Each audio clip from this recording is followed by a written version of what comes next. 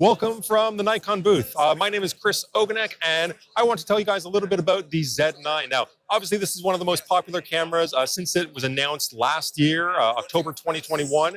So there's been a lot of buzz around this camera. Obviously, on the video side of things, is really kind of shaking things up a little bit.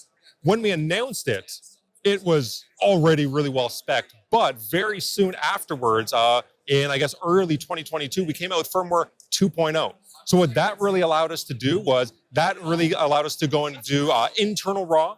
So that's 12-bit up to 8K, 60 frames a second internally. Now, the big thing about RAW, especially when you're kind of considering what you need on top of just the camera itself, is the memory cards. So whenever you shoot RAW, I don't care what brand you're talking about, you really want the fastest possible card that you have. So the fact that it can take XQD cards is good, but when you're going to shoot RAW video, you want to go and be using the CF Express Type B cards. So that CF Express Type B card, there's only a couple out there that I'd really recommend that can really handle 8K at 60p. We're talking the Pro Grade Cobalt series. We're talking about the Delkin Black series. Those, the Delkin Black particularly being available at Vistek, is the card that I would recommend for a lot of people when they want the fastest card to be able to deal with all that data that the Z9 is pushing out. So the firmware 2.0 went really far in terms of giving waveform displays. You now have a red recording frame around the frame when you actually press that record button.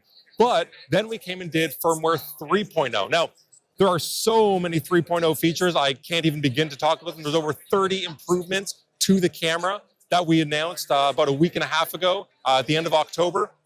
So I won't touch on all of them, but a couple big ones, high-res zoom. So obviously the Z9 can go and record at 8K, but you don't always want to rely on recording 8K because it's gonna mean that you're gonna record more on your file, on your memory card, you're gonna have to deal with that on the hard drive. So you don't always want 8K.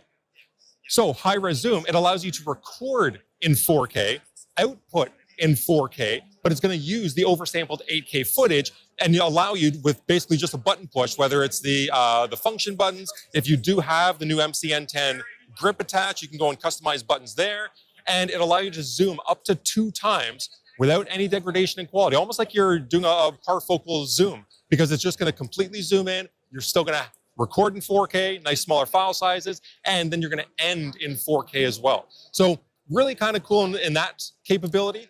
We've also allowed you to go and sync multiple cameras much quicker, where they're going to go and record with multiple Z9s, let's say, and you want to just go and use our WR10 remote, you can go and do that. Or if you want to use third-party options like the UltraSync Blue, that will allow you to sync the Z9 with other brands of cameras as well. So it really kind of enables you to get that Z9, not just working by itself, but working with other cameras as well, maybe as a B camera for maybe a larger shoot.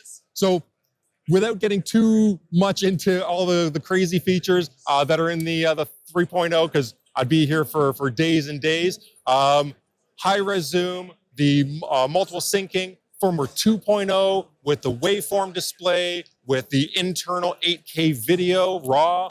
So there's a lot going on with the Z9, and we've caught up on our pre-orders, so go check them out at Vistek.